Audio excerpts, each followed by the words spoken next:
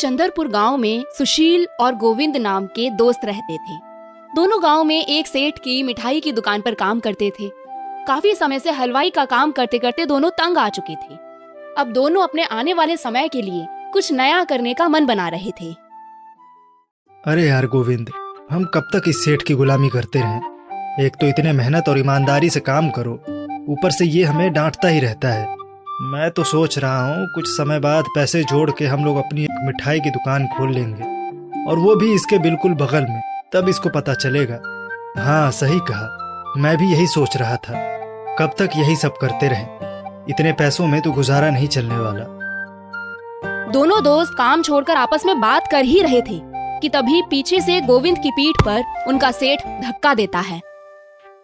तुम लोग फिर गप्पे लड़ा रहे हो? काम करने के बजाय बड़े बड़े सपने देखे जा रहे हैं। मुझे ही चूना लगाने का प्लान बना रहे हो। एक तो मैंने तुम दोनों को काम दिया, ऊपर से मुझे ही बर्बाद करने की कोशिश की जा रही है। चलो निकलो यहाँ से, निकम्मे कहीं के। दोनों की बातें सुनने के बाद सेठ दोनों को धक्का मारकर अपनी दुकान से भगा देता है। दोनों घर पहुंचकर सोच रहे थे कि अब क्या किया जाए। एक ही तो काम था हमारे पास, अब क्या करें? जो भी पैसे आ रहे थे वो भी गए। अरे यार, कुछ न कुछ हो ही जाएगा। वो लोग बात कर ही रहे थे कि बाहर से किसी साधु की आवाज आती है। कोई दान दे दो, कोई दान दे दो, कुछ पैसे या खाने के लिए ही दे दो, कोई दान दे दो। मिल गया काम। क्या? अरे इन साधु ब्राह्मणों को नहीं देखा? ये लोग कितना कमाते हैं। हमें अब कहीं काम मिलने वाला तो है नहीं, तो क्यों ना हम साधु बन जाएं। यहाँ से दूर किसी अमीर गांव में जाकर लोगों को बेवकूफ बनाएंगे, और फिर जब अच्छे खासे पैसे आ जाएंगे तब वहां से भाग लेंगे। इसमें खतरा नहीं है। किसी को शक हो गया तो? किसी को कोई शक नहीं होगा, इसीलिए तो यहाँ से दूर जा रहे हैं। हे भगवान, अब तू ही रक्षा करना। जय श्री राम, तेरा ही आसरा है। ये क्या कर रहे हो? माँ ने कहा था जब भी खतरा महसूस हो तो एक बार ऊपर वाले को याद कर लेना, सारी समस्या का समाधान मिल जाएगा। कुछ दिनों बाद दोनों अमीर लोगों के गांव मोतीपुर पहुंच जाते हैं। वहां वो लोग एक पेड़ के नीचे पहुंचकर कुछ देर आराम करते हैं।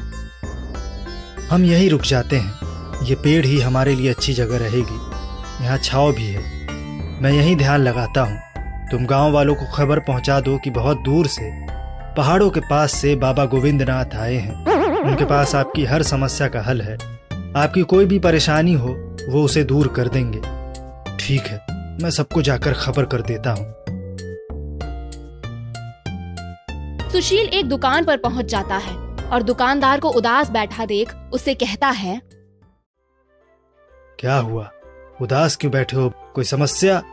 अरे बाबा, आप यहाँ से जाइए, मेरे पास देने के लिए कुछ नहीं है। एक तो ग्राहक आ नहीं रहे, ऊपर से आप यहाँ पहुँच गए। मैं तुमसे कुछ मांगने नहीं आया, बल्कि तुम्हें देने आया हूँ। इस गांव में दूर पहाड़ी से एक बाबा आए हैं। उन्होंने बहुत सारी तपस्याएं और हवन किया है, तब जाकर उनको सिद्धि मिली है। उन्हीं के पास तुम्हारी हर समस्या का समाधान है। एक बार उनसे मिल लो, उनकी मदद से ही तुम्हारा कल्याण हो सकता है। सुशील के कहने पर धीरे धीरे बहुत सारे गांव वाले बाबा के पास अपनी समस्या लेकर पहुंच जाते हैं। इतने गांव वालों को देखकर गोविंद घबरा जाता है। अब क्या करूं? सब लोग इतनी सारी समस्या लेकर आ गए हैं। मुझे तो पता ही नहीं था कि दुनिया में इतनी समस्याएं हैं। कैसे इनकी मदद करूं? हाँ, माँ ने जो कहा था वही उपाय करके देखता हूँ। गोविंद दुकान वाले को अपने पास बुलाकर उसके कान में कहता है, जब भी तुम्हें किसी समस्या से पार पाना हो तो एक बार ऊपर वाले को याद कर लो, तुम्हारी सभी समस्या का हल मिल जाएगा। और ये बात किसी से बताना नहीं तो इसका असर खत्म हो जाएगा। अचानक से गोविंद के उपाय से गांव वालों की सभी समस्याएं खत्म होने लगती हैं। इस बात से गोविंद भी आश्चर्य में था कि ये सब कैसे हो रहा है। उधर गांव वाले दोनों ब्राह्मण से खुश होकर उनको काफी मात्रा में दक्षिणा देने लगते हैं। इतना सम्मान और गांव वालों की आस्था को देखकर गोविंद सुशील से कहता है, देखो, हमारा काम तो निकल पड़ा। भगवान ने इस बार हमारा साथ दे दिया है। लोगों की आस्था और उनका प्यार देखकर मुझे अब इनको धोखा देने का मन नहीं कर रहा। हम पहले इन लोगों को चूना लगाकर यहाँ से सब कुछ लूट कर भागने वाले थे, लेकिन मैं अब ऐसा नहीं करने वाला। मैं इन लोगों को धोखा नहीं दे सकता। इन लोगों ने हमारे ऊपर भरोसा किया है। पहली बार मेरे ऊपर किसी ने भरोसा दिखाया है।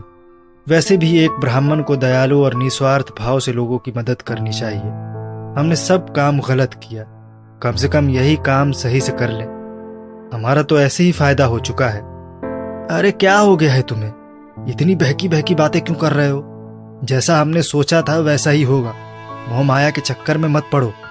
देखो, मैंने अपना फैसला बता दिया, मैं नहीं पलटने वाला। तुम्हें जो करना है तुम अपना करो। सुशील वहाँ से चला जाता है और दुकान वाले के पास पहुंचकर कहता है, सुनो, गोविंदनाथ बाबा ने कुछ दक्षिणा के लिए कहा है। तुम्हारी इतनी मदद की है उन्होंने, तुम्हें कुछ तो देना ही चाहिए। इन लोगों से अच्छे खासे पैसे ठग कर मैं तो यहाँ से 9 तो 11 हो जाऊंगा। नाम तो गोविंद का ही आएगा। उसके बाद गांव वाले उसको अच्छे से उसकी नानी याद दिला देंगे। तब देखूंगा कि भगवान उसे कैसे बचाते हैं। इतने में दुकान वाला सुशील को कुछ सिक्के देते हुए कहता है, ये लीजिए बाबा दक्षिणा। गोविंदनाथ बाबा ने तुम्हारी इतनी मदद की और तुम मुझे सिर्फ ये सिक्के दे रहे हो। कुछ और पैसे दो। चलो दे ही देता हूँ।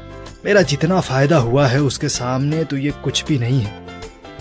ऐसे ही धीरे धीरे सुशील सभी जगह जाकर बहुत सारे पैसे इकट्ठे कर लेता है और एक जगह रुककर सोचने लगता है, चलो अब यहाँ से रफू चक्कर होने का समय आ गया है।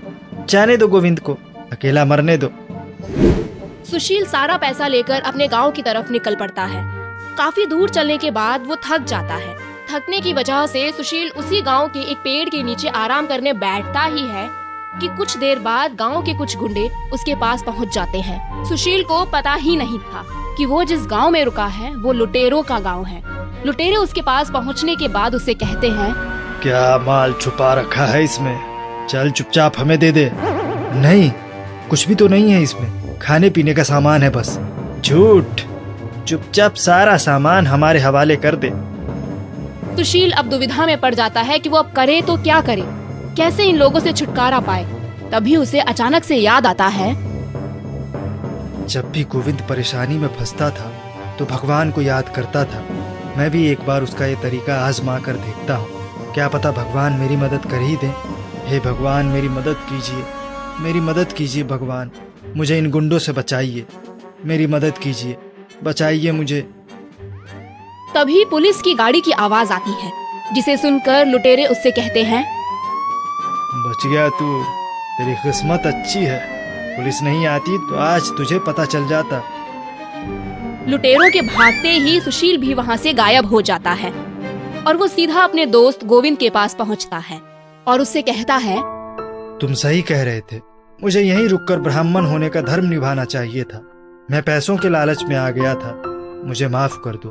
अब मैं कहीं नहीं जाऊंगा और आगे से कभी भी लालच के चक्कर में नहीं फंसूंगा।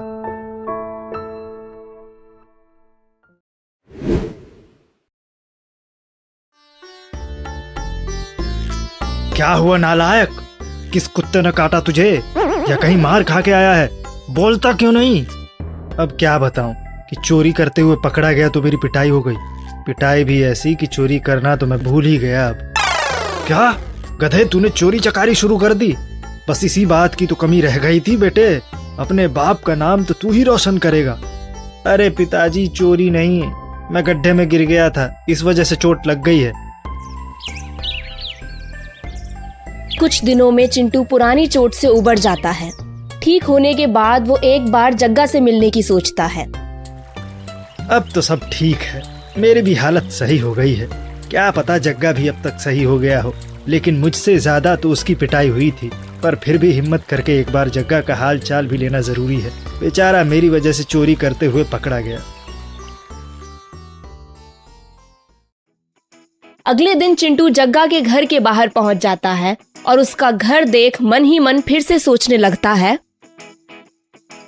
इस घर के पास मैं जब भी आता हूँ चोरी करने का मन फिर से जाग उठता है। आखिरकार इतना शानदार घर तो चोरी के पैसों से ही बनाया गया है। चलो एक बार जग्गा का हाल चाल लिया जाए। चिंटू जैसे ही जग्गा के घर के अंदर पहुंचता है, वैसे ही वो जग्गा को अभी भी उसी हालत में बैठा देख चौंक जाता है। ये क्या, तुम्हारे हाथों में अभी भी पट्टियां लगी है और चेहरे पर भी टाके अब तक है। मूर्ख, तेरी हिम्मत कैसे हुई मेरे पास दोबारा आने की? चुपचाप यहाँ से निकल जा, मेरे साथ ये सब करने के बाद मुझे चिढ़ाने आया है? नहीं नहीं, ऐसा बिल्कुल नहीं है। मैं तो तुमसे हालचाल पूछने आया था। देखो, पिछली गलती के लिए मुझे माफ करो। मैं मानता हूँ कि मेरी वजह से ये सब हुआ है, लेकिन इस बार मैं सब सही कर दूंगा। तुम अभी आराम करो, तब तक मैं अच्छी जगह का पता करता हूँ जहाँ से आसानी से चोरी किया जा सके, जहाँ किसी खतरे की कोई गुंजाइश ही ना हो। तुम्हारे साथ फिर से चोरी संभव ही नहीं है। ऐसा बिल्कुल नहीं हो सकता। जिस मूर्ख को ये नहीं पता कि मंदिर की घंटी चुराकर भागने से वो आवाज करेगी, उस मूर्ख के साथ मैं कभी काम नहीं कर सकता। अभी तो मैं फिर भी जिंदा हूँ। अगर दोबारा तुम्हारे साथ चोरी की तो पता नहीं क्या होगा मेरे साथ। तुम मुझ पर रहम करो, मैं हाथ जोड़ता हूँ, यहाँ से चले जाओ। जग्गा की बात सुनकर चिंटू सोच में पड़ जाता है। उसे समझ नहीं आता कि वो जग्गा को आगे की चोरी के लिए कैसे समझाए। कुछ देर सोचने के बाद वो जग्गा से कहता है, मैं भी ये सब नहीं करना चाहता था, लेकिन तुम्हारे लिए मैं ये सब कर रहा हूँ। तुम्हारे पास तो चोरी के अलावा कोई और कमाई का साधन नहीं है, और मेरी भी हालत ऐसी ही है। बस एक बार और मेरे ऊपर भरोसा करो। मुझे मेरी गलती सुधारने का एक मौका और दे दो। तुम जब तक ठीक हो जाओगे तब तक मैं सब कुछ पता कर लूंगा, कहाँ और कैसे चोरी करनी है, सब कुछ। ठीक है, चलो, इस बार सारी जिम्मेदारी तुम पर। देखता हूँ इस बार क्या गुल खिलाते हो। जग्गा के मुंह से हाँ सुनने की देरी थी। बस चिंटू अपने अगली चोरी की तैयारी के लिए जुट जाता है। वो लगातार कुछ दिनों तक अपने अगल बगल के गांव में हर जगह ऐसे अमीर इंसान को ढूंढने लगता है जिसके पास अच्छी खासी संपत्ति हो और वो नासमझ भी हो। 4 दिन हो गए, अभी तक तो कोई बेवकूफ नहीं मिला जो अमीर भी हो। इस बार मैं कोई रिस्क नहीं ले सकता। ऐसा अमीर जो बेवकूफ हो, उसी के घर में चोरी करने में भलाई रहेगी। ऐसे इंसानों को तो मैं आसानी से चकमा दे सकता हूँ, चाहे कितना भी समय लगे। मैं अपने शिकारी की तलाश तो करके ही रहूंगा। आखिर जग्गा को अपनी समझदारी और बहादुरी का सबक भी तो इस बार देना है। कुछ दिनों तक अगल बगल के गांव में घूमने के बाद चिंटू को एक दयालु पंडित के बारे में जानकारी मिलती है। ये पंडित काफी अमीर भी था। उसके घर को देखकर चिंटू सोचता है, मेहनत रंग लाई, आखिरकार बेवकूफ मिल ही गया। भला आज के जमाने में कौन ऐसा होगा जो बिना किसी स्वार्थ के गरीबों की मदद करेगा। ये तो पक्का एक महामूर्ख आदमी होगा। कुछ दिनों तक इसके घर के चक्कर लगाता हूँ ताकि चोरी करने का सही समय पता लग सके। चिंटू पिछले 3-4 दिन से पंडित के घर के चक्कर लगा रहा था। रात के इंतजार में चिंटू कुछ देर तक उसी जगह रुका रहता है। हो न हो ये पक्का चोर ही होगा। देखने से ही एक नंबर का चोर लगता है। वैसे भी पैसे की वजह से गांव वाले मुझसे चिढ़ते हैं। उन्होंने ही इसे मेरे घर चोरी के लिए भेजा होगा। इसको तो सबक सिखाना ही पड़ेगा। रात के इंतजार में चिंटू कुछ देर तक उसी जगह रुका रहता है। जब अंधेरा होते ही पंडित अपनी बीवी को घर के जेवरात के बारे में बताता है। चिंटू चुपके से सब कुछ सुन लेता है। सारी बातें सुनने के बाद चिंटू मन ही मन खुश हो जाता है और अगली सुबह ही सारी बातें जग्गा को बताने पहुंच जाता है। जग्गा सुनो, एक बहुत ही अच्छी खबर लाया हूँ। हमें एक शिकारी मिल चुका है, बेवकूफ पंडित। उसने काफी मात्रा में सोने चांदी अपने घर के पीछे वाले कुएं में छुपा रखा है। हमारे पास आज रात का ही मौका है। तुम्हारी हालत भी अब सही हो चुकी है। आज रात ही सारे कुएं के माल का सफाया कर देते हैं। इस बार कोई गलती तो नहीं होगी ना? अरे नहीं, इस बार तो कोई गलती की गुंजाइश ही नहीं है। मैंने अपने कानों से सुना है भाई, पंडित अपनी बीवी को सब बता रहा था। चिंटू के ऊपर भरोसा करने के बाद जग्गा रात की चोरी के लिए तैयार हो जाता है। रात होते ही दोनों चोर चुपचाप कुएं के पास पहुंच जाते हैं और बिना शोर किए कुएं से पानी निकालना शुरू कर देते हैं।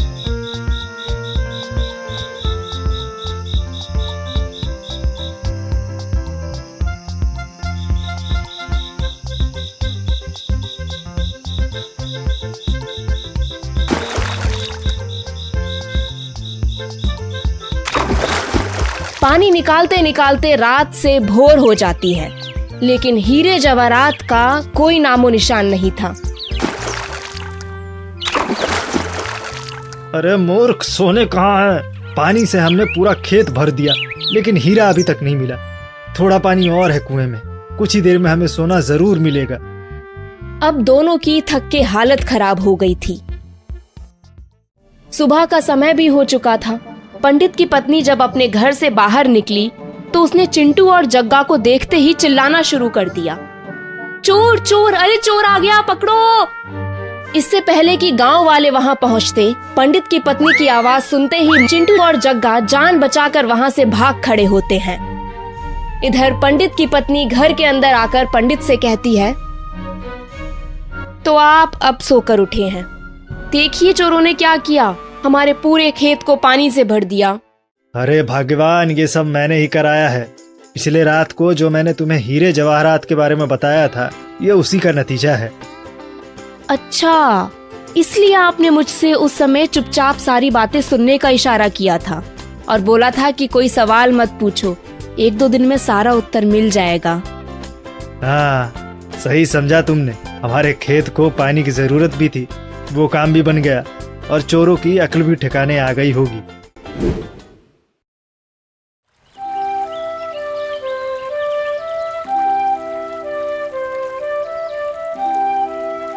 बाबा, मेरे हाथ देखकर भी बता दीजिए ना कि आने वाला समय मेरे लिए कैसा रहेगा।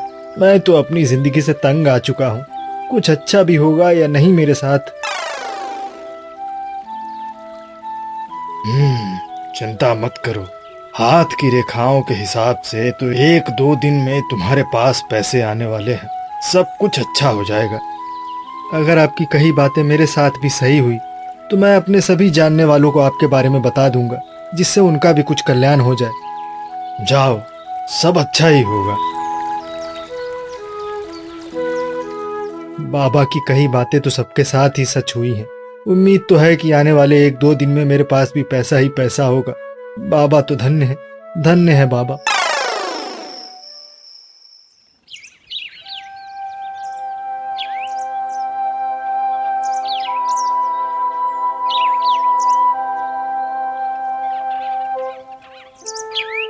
ये पोटली, ये किसकी है? अरे मेनिका, ये पोटली कहाँ से आ गई? एक बार इसे खोल कर देखता हूँ।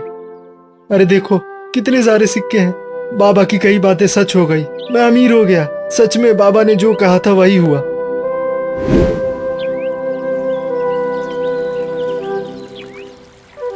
आइए, यहीं वो ज्ञानी बाबा रहते हैं। आज उनके कहे अनुसार मेरे साथ सब अच्छा हो रहा है। बाबा, ये मेरे रिश्तेदार हैं। आपने मुझे जो कहा था मेरे साथ वो सब सच हुआ।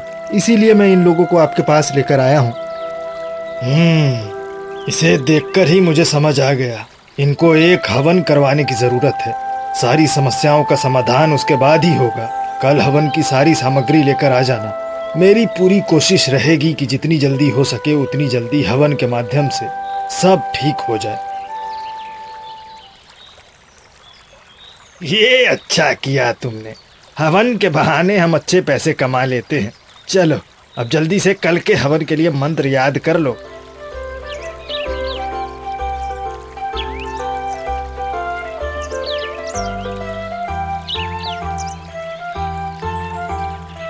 बाबा, हम लोग सारा हवन का सामान ले आए हैं। अब पूजा पाठ जल्दी शुरू कर देते हैं।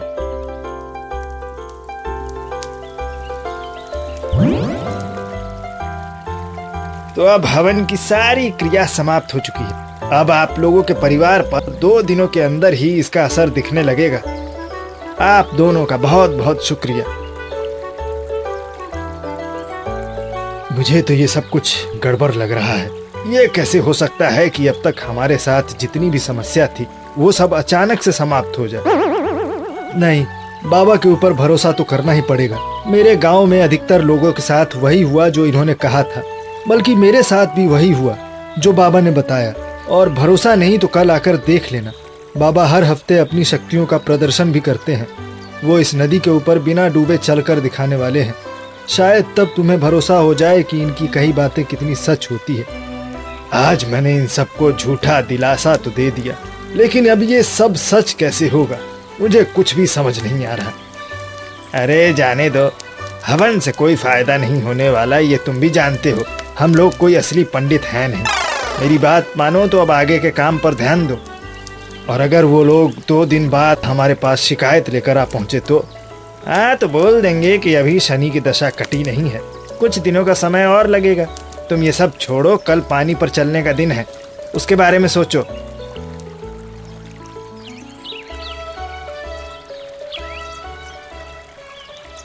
सब तैयार हो जाओ, कोई भी शोर नहीं करेगा, नहीं तो बाबा का ध्यान भंग हो सकता है।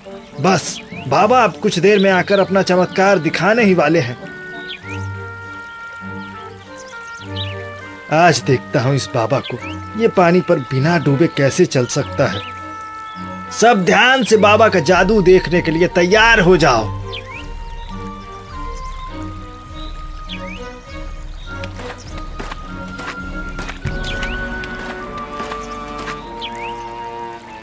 वाह वाह वाह, बाबा ने फिर से कमाल कर दिया। महान है, हमारे बाबा महान है। ये हर तरह से चमत्कारी और दूसरों का भला चाहने वाले इंसान है।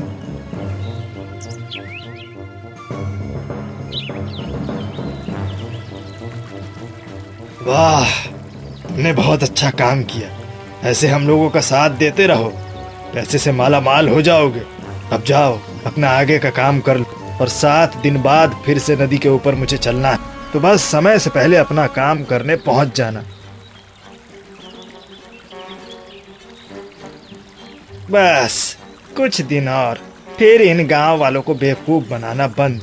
इन सबको बिना भनक लगे अचानक से यहाँ से गायब हो जाएंगे। हम तब तक इतने पैसे कमा लेंगे कि आसानी से बिना कुछ किए घर बैठे खा सकते हैं। अच्छा, तो मैं जैसा सोच रहा था वो सही था। ये तो कोई साधु नहीं बल्कि ठग हैं। ये सब गांव वालों को मूर्ख बनाने का काम कर रहे हैं। अब मुझे ये बात सबको साबित करना पड़ेगा कि ये लोग धोखेबाज हैं।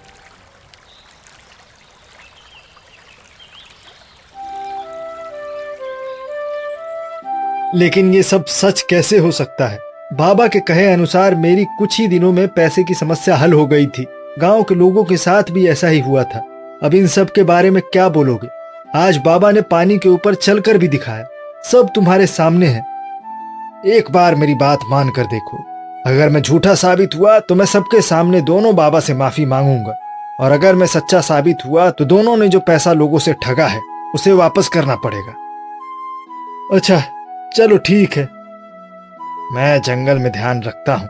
आप सब कुटिया के पास बाबा का चमत्कार देखने चले जाइए। चुपचाप यहीं खड़े रहो। अगर पत्थर ले जाने की कोशिश करोगे तो तुम भी फंसोगे। बचने का एक ही उपाय है कि तुम पत्थर लेकर मत जाओ। मैं तुम्हारे बारे में गांव वालों को कुछ भी नहीं बताऊंगा। तुम पैसे ले लो, पर मुझे जाने दो, ऐसा मत करो। बोला ना, चुपचाप खड़े रहो।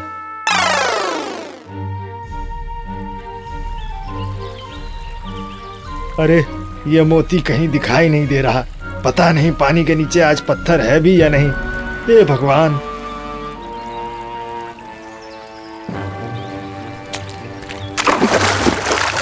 बचाओ बचाओ। ये सब क्या? आज तो आपका चमत्कार काम नहीं आया। मैं बताता हूं, ये पत्थर आज पानी के नीचे नहीं था, इसीलिए बाबा का चमत्कार काम नहीं आया। अच्छा तो ये बात है, तुम हम सबको बेवकूफ बना रहे थे।